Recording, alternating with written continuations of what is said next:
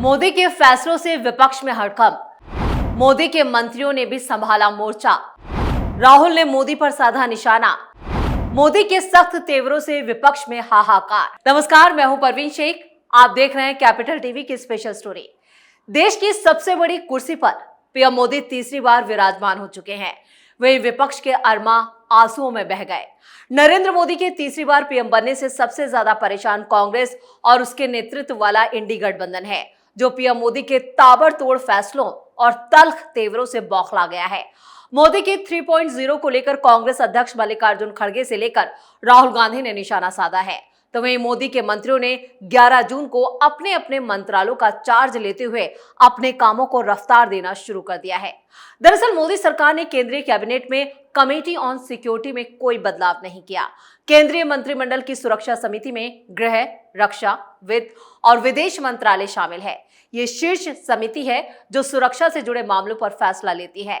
इस साल भी इन 4 विभागों के मंत्रियों को एक और मौका दिया गया है।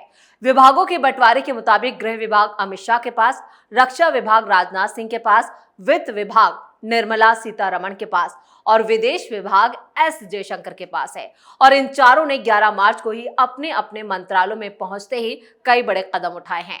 गृह मंत्री अमित शाह, मंत्री राजनाथ सिंह, स्वास्थ्य मंत्री जेपी नड्डा और आईटी और रेल मंत्री अश्विनी वैष्णव समेत तमाम नेता हैं, उन सब ने अपना कार्यभार संभाल लिया। वहीं रक्षा मंत्री राजनाथ सिंह 11 जून सुबह 10:30 बजे साउथ ब्लॉक में अपने मंत्रालय पहुंचे।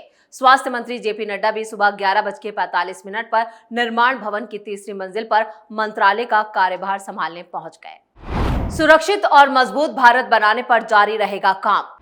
दूसरी बार गृह मंत्री बनाए जाने पर बोले अमित शाह। नरेंद्र मोदी की नई सरकार के मंत्रियों के बीच 10 जून सोमवार को ही विभागों का बंटवारा कर दिया गया था। अमित शाह को दूसरी बार गृह मंत्री बनाया गया है। वो गृह मंत्रालय के अलावा सहकारिता मंत्रालय भी संभालेंगे। अमित शाह ने दूसरी बार गृह मंत्रालय की जिम्मेदारी दिए जाने पर पीएम नरेंद्र मोदी का शुक्रिया अदा किया। उन्होंने कहा कि सुरक्षित और मजबूत भारत पर काम जारी रहेगा। अमित शाह ने एक्स पर पोस्ट साझा किया और लिखा, मुझ पर भरोसा जताने और मुझे गृह मंत्री और सहकारिता मंत्री की भूमिका दोबारा सौंपने के लिए पीएम नरेंद्र मोदी का शुक्रिया अदा करता हूं। मोदी 3.0 में गृह मंत्रालय सुरक्षा पहलू को तेज और मजबूत करना जारी रखेगा। पीएम मोदी के सुरक्षित भारत के दृष्टिकोण को साकार करने के लिए नए आयाम पेश करेगा। इसके साथ ही पीएम मोदी के कुशल नेतृत्व में सहकारिता मंत्रालय सहकार से समृद्धि की दृष्टि से किसानों और गांवों को सशक्त बनाने के लिए प्रतिबद्ध रहेगा। अमित शाह अपनी एक अलग शैली से काम करने के लिए जाने जाते हैं। उनके गृह मंत्री रहते हुए जम्मू कश्मीर से धारा 370 हटाई गई थी। नागरिकता संशोधन कानून यानी सीएए लागू किया गया था।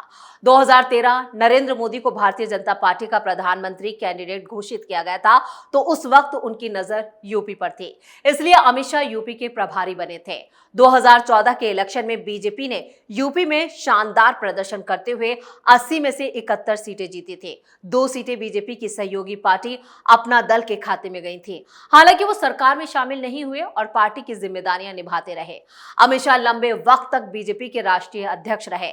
जब नरेंद्र मोदी गुजरात के मुख्यमंत्री थे तो उस वक्त अमित शाह गृह मंत्री थे।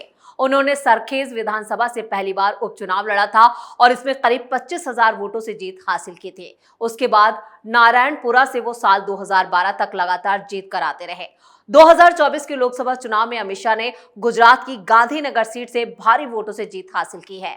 उन्होंने कांग्रेस प्रत्याशी सोनल रमन भाई पटेल को करीब 7.5 लाख वोटों से हराया है।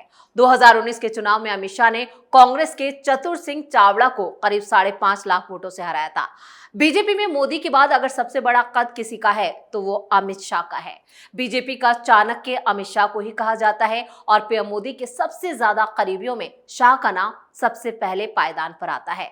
ऐसे में शाह को ही गृह मंत्री बनाकर मोदी ने बता दिया कि देश के विकास में अमित शाह के फैसले काफी अहम होने वाले हैं। शायद यही वजह है कि आज उन्होंने अपने मंत्रालय का काम संभालते ही कई बड़े फैसलों को अंजाम दिया। केंद्रीय मंत्री अमित शाह ने 11 जून मंगलवार को अपना कार्यभार संभालने से पहले नेशनल पुलिस मेमोरियल जाकर अपने कर्तव्यों को निभाने के दौरान जान गंवाने वाले पुलिस कर्मियों को नमन किया। इसके बाद अमित शाह ने नॉर्थ ब्लॉक मौजूद गृह मंत्रालय पहुंचकर लगातार दूसरी बार गृह मंत्री का कार्यभार संभाल लिया। इस दौरान उनके साथ केंद्रीय गृह राज्य मंत्री बनाए गए नित्यानंद राय और बंदी संजय कुमार भी मौजूद रहे। नेशनल पुलिस मेमोरियल को लेकर अपनी विजिट की तस्वीरों को साझा करते हुए अमित शाह ने एक्स पर पोस्ट लिखा, आज राष्ट्रीय पुलिस स्मारक में शहीद पुलिसकर्मियों को श्रद्धा सुमन अर्पित किए। देश के सम्मान की रक्षा, राष्ट्र प्रेम की भावना को अपने सर्वोच्च बलिदान से अमर बनाने वाले देश के वीर पुलिसकर्मियों को नमन करता हूं। अमित शाह गृह मंत्री हैं और उसके साथ ही नित्यानंद राय और बंदी संजय कुमार गृह राज्य मंत्री बनाए गए हैं। 2024-25 के लिए गृह मंत्रालय के लिए 2 लाख करोड़ रुपए से ज्यादा का बजट रखा गया। कुल बजट का 4% से ज्यादा गृह मंत्रालय को मिलता है। इससे अंदाजा लगाया जा सकते हैं कि यह मंत्रालय कितना ताकतवर है। इसके साथ ही आंतरिक सुरक्षा विभाग, गृह विभाग, सीमा सुरक्षा विभाग, राजभाषा विभाग, राज्य और केंद्र संबंध और जम्मू कश्मीर से जुड़े मामले गृह मंत्रालय संभालता है। प्रधानमंत्री अगर विदेश में होते हैं तो गृह मंत्री कैबिनेट मीटिंग बुला सकते हैं और फैसले भी ले सकते हैं। बॉर्डर पर बाड़ेबंदी करना हो तो वो भी काम गृह मंत्रालय ही करता है। पैरामिलिट्री फोर्सेस की तैनाती भी गृह मंत्रालय से होती है। आतंकवाद से जुड़े मामले भी यही मंत्रालय देखता है। अगर 2 राज्यों के बीच या केंद्र और राज्य के बीच कोई विवाद हो तो गृह मंत्रालय की देखरेख में ही उसे निपटाया जाता है, जिससे मंत्रालय के अधिकारों और जिम्मेदारियों को भी समझा जा सकता है। शाह के सामने क्या है बड़ी चुनौतियां? राष्ट्रीय जनसंख्या रजिस्टर यानी एनपीआर, जनगणना, जम्मू कश्मीर में राज्य का दर्जा बहाल करना और मणिपुर में जारी जातीय संघर्ष का हल करना, ये बड़े मुद्दे हैं और शाह के सामने बड़ी चुनौती जिन पर सरकार को ध्यान देने की जरूरत है। कोविड-19 महामारी के कारण एनपीआर अपडेशन का काम रुक गया था और सभी क्षेत्रीय गतिविधियां स्थगित कर दी गई। एक अधिकारी ने कहा है कि एनपीआर डेटाबेस को अपडेट करने के लिए 3 दृष्टिकोण अपनाए जाएंगे, जिसमें ऑटो अपडेशन शामिल होगा, जिसमें निवासी कुछ वेरिफिकेशन प्रोटोकॉल का पालन करने के बाद प्रिंट और मोबाइल मोड में एनपीआर डेटा को अपडेट करने के बाद अपना डेटा अपडेट करेंगे और प्रैक्टिस के दौरान हर परिवार और व्यक्ति का जनसांख्यिकी और अन्य विवरण अपडेट किया जाना है।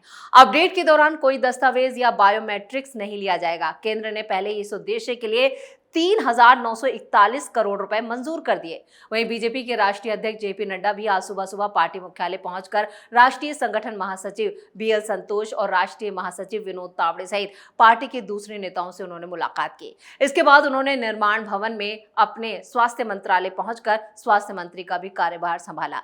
और ये जो मंत्री हैं, जिस तरह से नड्डा, शाह ने कार्यभार संभाला, उसके बाद यहाँ पर इस मोदी 3.0 की ताकत का अंदाजा लगाया जा सकता है।